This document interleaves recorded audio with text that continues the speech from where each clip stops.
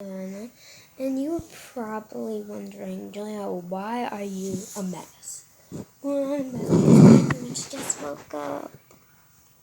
And yeah, I know how it is. But there is some tornado watches and I'm pretty scared.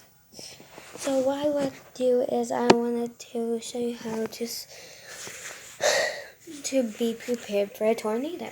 Let's get started. Okay, so the first thing you're going to do is you're going to need some food. Any kind of food. At least that helps.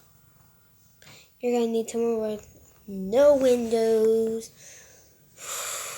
Yeah. You're going to need some blankets. You're going to need a lot of stuff. But here's some stuff that you'll be needing. Your electronics, something that can help you light. That doesn't need Wi-Fi or doesn't go out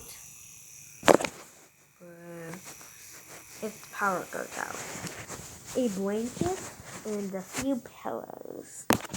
And if you can't do anything on your electronics, then a book. Yeah. And something to do. Yeah. Okay guys, so thank you for watching this video. I hope you enjoyed and I love you guys so much. Bye!